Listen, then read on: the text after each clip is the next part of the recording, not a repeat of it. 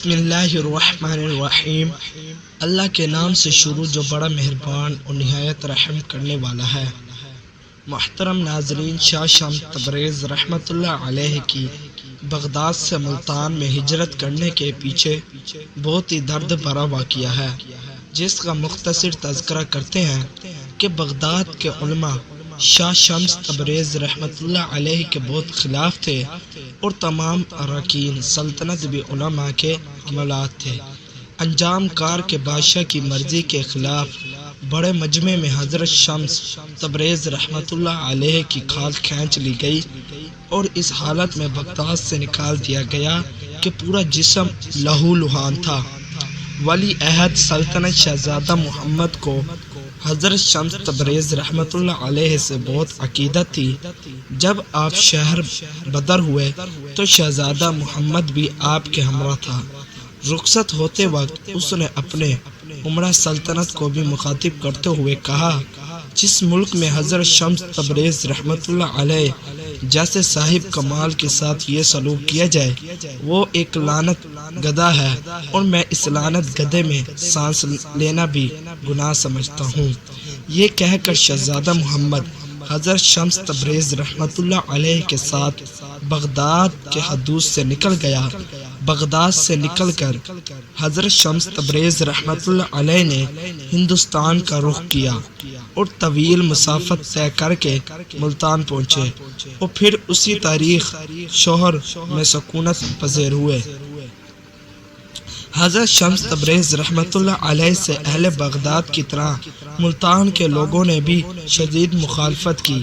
ایک بار یوں ہوا کہ حضرت شمس تبریز رحمۃ اللہ علیہ کو گوشت بنانے کے لیے آگ کی ضرورت پیش آئی۔ آپ نے شہزادہ محمد کو آگ لانے کے لیے بھیجا، مگر پورے شہر میں کسی نے آگ نہیں دی۔ ایک سنگت شخص نے تو شہزادے کو اتنا مارا کہ اس کی دلکش چہرے پر زخموں کے نشان تو بڑھ گئے۔ حضرت شمس تبریز رحمۃ اللہ علیہ نے شہزادے کی طرف دیکھتے ہوئے کہا، تم آگ لینے گئے تھے؟ شہزادہ محمد نے پورا واقعہ سنایا تو حضرت شمس تبریز رحمۃ اللہ علیہ کو جلال آ گیا۔ آپ نہایت غصے کی حالت میں اپنے خانقاہ سے نکلے، اپنی آرام گاہ سے نکلے، گوشت کا ٹکڑا ہاتھ میں تھا۔ پھر حضرت شمس تبریز رحمۃ اللہ علیہ نے آسمان پر نظر اٹھائی اور سورج کو مخاطب کرتے ہوئے فرمایا، تو بھی شام میں ہے، میں بھی شام، میری اس گوشت کے ٹکڑے کو بھون دے۔ اتنا کہنا تھا کہ یک یک گرمی کی شدت میں اضافہ ہو گیا، ایک دم اتنا اضافہ ہو گیا۔ پھر یہ گرمی اتنی بڑھ گئی کہ اہل ملتان چیخ اٹھے، در و دیوار چلا رہی تھی اور پورا شہر آگ کی پھٹی بن کر رہ گیا تھا۔ کچھ باخبر لوگوں نے یہ صورتحال دیکھی تو حضرت شمس تبریز رحمۃ اللہ علیہ کی خدمت میں حاضر ہوئے اور عرض کرنے لگے، کیا چند نادانوں کے جرم کی سزا پورے شہر کو دے ڈالو گے؟ یہ نادان نہیں، سفاک ہے۔ حضرت شمس تبریز رحمۃ اللہ علیہ نے غضب ناک لہجے میں فرمایا، آنکھ جیسی بے قیمت چیز نہیں دے سکے اور آگ جیسی بے قیمت چیز نہیں دیکھ سکے، اور میرے محبوب کے چہرے کو زخموں سے سجا دیا۔ آخر کیا جرم تھا؟ اس کا نتیجہ ہوا۔ ایسا یہ کون ہے جس نے میرے شہزادے کو مارا اتنا؟ میری خاطر دروازے دروازے پر وہ بھیک مانگنے گیا آگ کے لیے، اس کے زخموں کو کیسے بھول سکتا ہوں؟ جب تک سارے شہر کے جسم ابلوں سے نہیں بڑھ جائیں گے میں معاف نہیں کر دوں گا۔ یہ آپ کے مقام سے واقف نہیں، خدا کے لیے انہیں معاف کر دیجئے۔ ملتان کے دانائی حضرت نے اپنے اہم وطنوں کی سفارش کرتے ہوئے کہا، اور یہ بات آپ جیسے بزرگ کے سایہ نشان بھی نہیں۔ خیر، جب خدا کو درمیان میں لائے تو معاف کیا گیا۔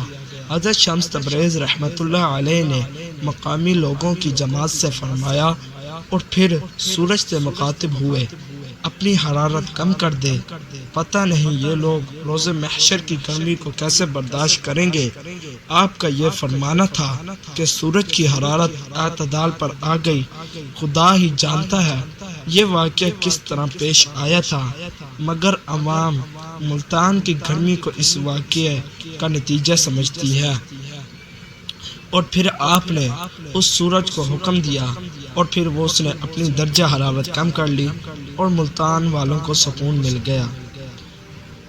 دیکھیے کیسے حضرت شاہ شمس تبریز رحمۃ اللہ علیہ نے سورج کو کہا اور اس نے ان کی بات مان لی، اور ان کے جو ایک محمد شہزادہ تھا وہ مانگنے گئے لوگوں نے انہیں کیسے مارا۔